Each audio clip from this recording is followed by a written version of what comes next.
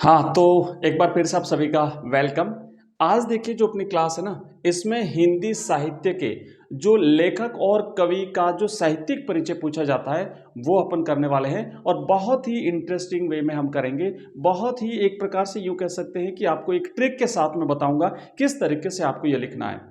Actually होता क्या है कि जो हिंदी कंपल्सरी होती है उसमें जो पूछा जाता है व्यक्तित्व एवं कृतित्व, तो वो अलग तरीके से लिखा जाता है और हिंदी साहित्य में होता है साहित्यिक परिचय। ध्यान रखना दोनों अलग चीजें हैं। उसमें जब व्यक्तित्व लिखते हैं ना, मैं आपको थोड़ा सा यहाँ पे बता देता हूँ दोनों में डिफरेंस क्या है और कैसे लिखना होता है। तो अगर हम बात करें हिंदी कंपलसरी की, अगर बात करें तो कंपलसरी में तो क्या लिखना होता है कि उसमें व्यक्तित्व और कृतित्व पूछा जाता है, इसलिए आपको लिखना पड़ता है वहां पे जन्म।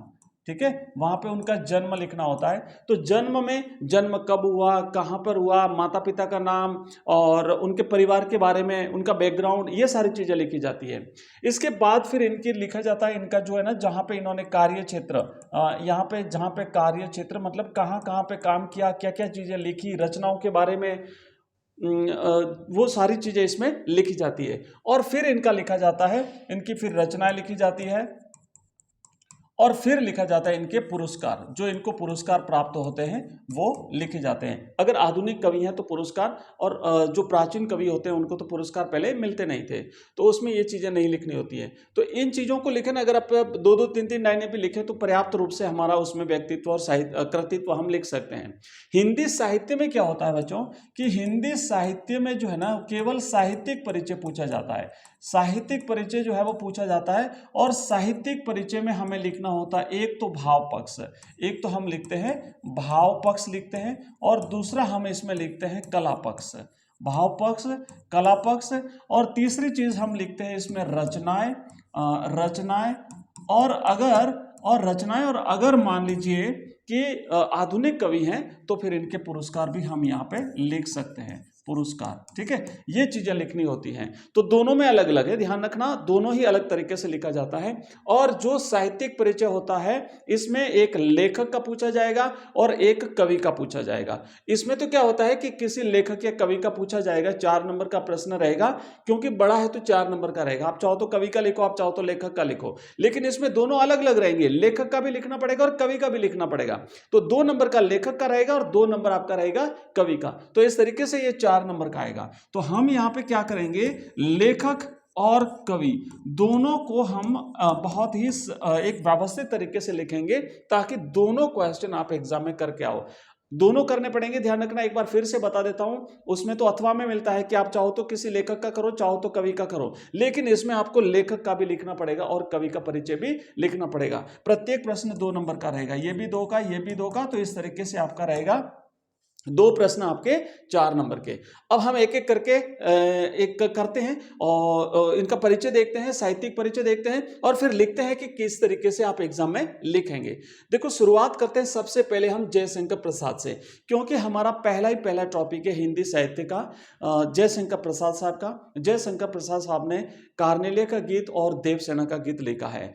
तो और फिर क्या होता है कि बड़े अपने समय के बड़े प्रभावशाली प्रतिभाशाली कवि रहे हैं जयशंकर प्रसाद। इन्होंने कामायनी लिखी है, इनका महाकाव्य है कामायनी। तो निश्चित रूप से इन पे प्रश्न आएगा, आएगा मतलब आएगा, आप ध्यान दीजिएगा। और जो मैं तरीका बता रहा हूं ना, हमने तो क्या थोड़ा सा ज्यादा चीजें लिखी है, आप लोग इतनी नहीं लिख पाएंगे।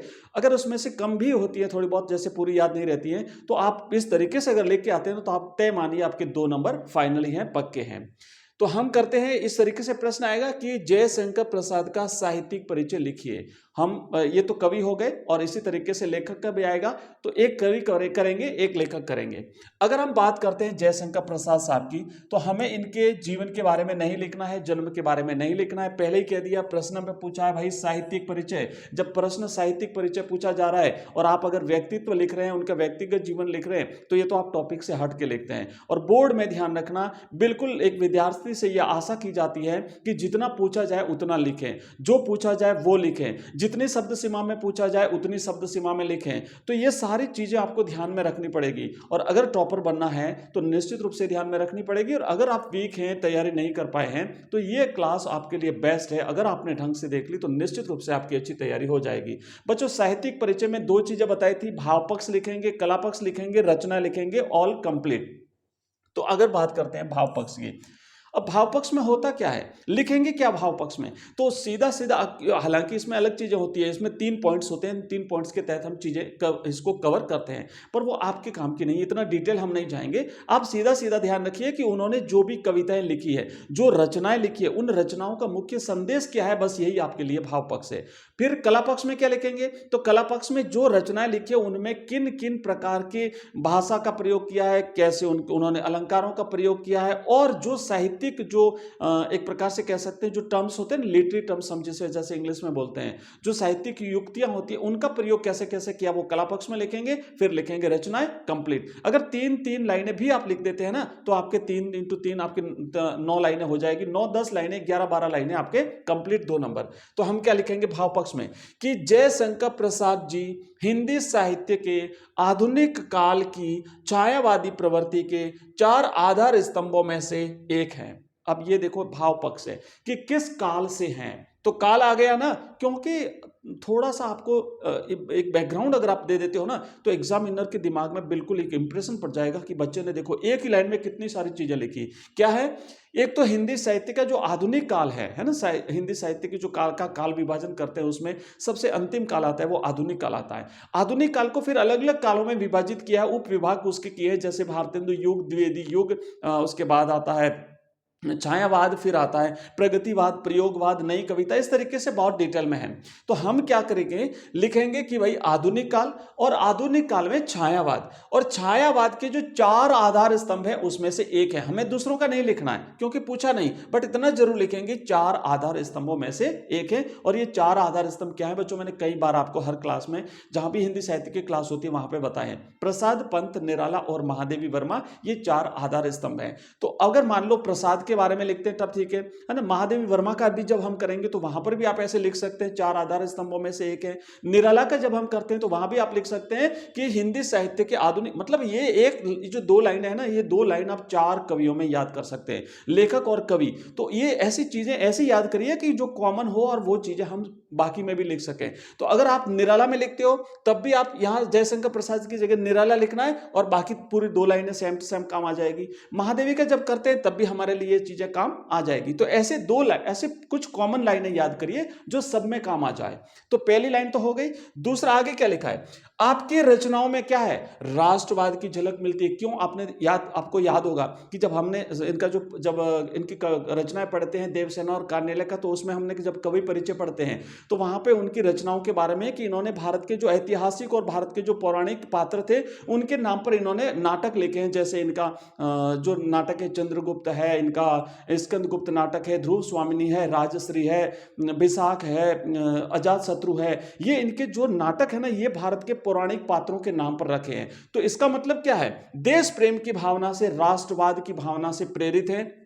साथ ही साथ करुणा और दया का भाव है इनमें। मतलब आप यानी इनकी कोई भी एक कविता याद रख लीजिए, जैसे देवसेना, जैसे मान लीजिए आप कार्नेलिया, तो उसमें देखो करुणा कहीं झलकती है कि नहीं झलकती, मानवता का भाव झलकता है कि नहीं झलकता। जब वो भारतवर्ष का वर्णन करते हैं तो कहते हैं कि हमारी भारत भूमि जिन्होंने सबको यहाँ पे आश्रय दिया है। तो जो जो उनकी कविताओं में हमें चीजें देखने को मिलती है वही चीजें आपको यहाँ पे लिखनी है। रटने की बिल्कुल कोशिश मत करिए, कुछ भी नहीं रटना, ठीक है। अब देखो, और फिर क्या होता है, सौंदर्य और प्रेम, बिल्कुल प्रेम और सौंदर्य आपने देवसेना को याद करिए। उसके बाद प्रकृति के मनोरम सजीव चित्रण, आप कार्नेलिया का जो गीत होता है उसमें कार्नेलिया कहती है कि अरुण या मधुमेह देश हमारा, जहां पहुंच अनजान क्षितिज को मिलता एक सहारा। तो अरुण या मधुमेह देश हमारा, प्रकृति का वर्णन किया है, भारत के सौंदर्य का वर्णन किया है, भारत की प्राकृतिक गौरवशाली इतिहास और संस्कृति का वर्णन किया है। तो वो सारी चीजें आपको भाव पक्ष में 4-5 लाइन में लिखनी है। थोड़ा सोच के अगर लिखते हैं तो बच्चों 4-5 तो क्या आप 2-2 3-3 पेज लिख सकते हैं, पर आपको सिर्फ इतना सा लिखना है। और क्या लिखा है इसमें, भारत के ऐतिहासिक और गौरवमयी भारतीय संस्कृति की मनोरम और गरिमामयी प्रतिष्ठा इनकी रचनाओं में हुई है। तो हो गया ना भाव पक्ष, क्या क्या लिखा, ये किस काल के हैं हमने वो लिख दिया। इनकी रचनाओं में क्या क्या चीजें हैं, राष्ट्रवाद का भाव है, प्रकृति प्रेम है, प्रेम और सौंदर्य है, और साथ ही साथ हमारी जो गौरवशाली परंपरा है, हमारा गौरवशाली इतिहास है, इसके बारे में लिखा है। क्लियर, भाव पक्ष कंप्लीट हुआ। भाव का मतलब संदेश क्या जाता है इनकी रचनाओं से, क्या संदेश देना चाहते हैं, वो हो गया भाव पक्ष। अब देखो हम करेंगे कला पक्ष। कला पक्ष में हम क्या करेंगे कि इनके कला पक्ष, जब कला की बात करते हैं तो कला में क्या होता है कि इन्होंने अपनी रचनाओं में किन किन अलंकारों का प्रयोग किया है, किन कौन से छंद है, रस क्या है, और भाषा में कैसी मतलब व्यंग्य है कि लाक्षणिकता है, कि आप शब्द शक्तियों को याद करिए, ग्रामर की व्याकरण की कुछ चीजें याद करिए, वो यहाँ पे आपको जो है वो याद रखनी है। तो कला पक्ष में हम लिखेंगे कि प्रसाद जी की भाषा परिष्कृत साहित्यिक हिंदी है। भाई परिष्कृत साहित्यिक हिंदी तो है, परिष्कृत का मतलब समझते हो, उच्च कोटि की साहित्यिक भाषा है, क्योंकि बड़े विद्वान हैं तो हिंदी के रहे हैं, तो इनकी भाषा तो कैसी रहेगी, तो पहले शुरुआत में लिख दीजिए, क्योंकि हम कला पक्ष लिख रहे हैं। तो भाषा कैसी है, परिष्कृत साहित्यिक हिंदी भाषा है, मतलब उच्च कोटि की इनकी भाषा है। और फिर क्या है, वह प्रभावपूर्ण और संस्कृत निष्ठ हैं। भाषा कैसी है, बड़ी प्रभावशाली है, साथ ही साथ परिनिष्ठित हैं, परिष्कृत हैं, साहित्यिक हैं, तो संस्कृत के शब्द तो आएंगे भाई उसमें, थोड़े से तत्सम शब्द मतलब आएंगे उसमें। कहीं कहीं पर वह क्लिष्ट भी हो गई है। क्लिष्ट का मतलब होता है जटिल हो गई। क्यों जटिल हो गई, क्योंकि संस्कृत के शब्द आए हैं, क्योंकि तत्सम शब्द आए हैं, क्योंकि साहित्यिक भाषा है, क्योंकि परिष्कृत भाषा है, तो थोड़ी जटिल भी हो गई। लिख दीजिए भाई, जटिल है तो जटिल है, ठीक है। अगर सरल है तो हम लिखेंगे सरल है, अगर प्रभावपूर्ण है तो प्रभावपूर्ण है, अगर प्रभावशाली है तो प्रभावशाली है। तो इनकी भाषा प्रभावपूर्ण है, प्रभावशाली है, तो हल्के से क्लिष्ट भी है, साहित्यिक है, परिष्कृत है। इतनी सारी चीजें लिख दोगे ना, एग्जामिनर कहेगा वाह क्या बच्चे ने भाषा लिखी है। भाषा शैली क्या है आपकी, इनकी भाषा शैली की विशेषता लिखते लिखते आपकी भाषा शैली बड़ी प्रभावशाली हो जाएगी। वह ध्वन्यात्मकता और लाक्षणिकता है, मतलब उनकी रचनाओं में ध्वन्यात्मकता है, उनकी रचनाओं में लाक्षणिक लक्षणा शब्द शक्ति का प्रयोग हुआ है। उनके शैली में प्रतीकात्मकता, ध्वन्यात्मकता और चित्रात्मकता है। आपने मानवीकरण, विशेष विपर्य आदि नवीन अलंकारों का प्रयोग भी किया है। तो ये अलंकार भी आ गए, भाषा की विशेषताएं आ गई, और भाषा में इन्होंने, इनकी भाषा कैसी है, ये सारी चीजें आ गई। ये हो गया इनका कला पक्ष। अब देखो आगे हम बढ़ते हैं, और भाव पक्ष, कला पक्ष के बाद में अब हम करेंगे इनकी कृतियां। सीधा पहुंचते हैं इनकी रचनाओं में। रचनाओं को थोड़ा सा लिखने की मैं टेक्निक बताता हूं, देखो कैसे करना है। मैं एक तरीका बता देता हूं, बाकी आप अपने हिसाब से जोड़िए। मैं आपको बताऊं कि आप कुछ ऐसी चीजें होती है ना कि जब हम इनको याद करते हैं तो चूंकि हम अपने लिए याद करें, तो आप अपने मन में इनको कैसे भी जोड़ सकते हैं। ऐसा नहीं है कि जो तरीका मैं बता रहा हूं आप उसी को रट लो, मत रटिएगा। थोड़ा सा दिमाग से सोचोगे तो इतने नए नए आइडियाज आएंगे, पूछो मत। तो आप इनको कनेक्ट करिए, इनको जोड़िए, और जिस तरीके से आप जोड़ सकते हैं अपने मन में जोड़ लीजिए उसे।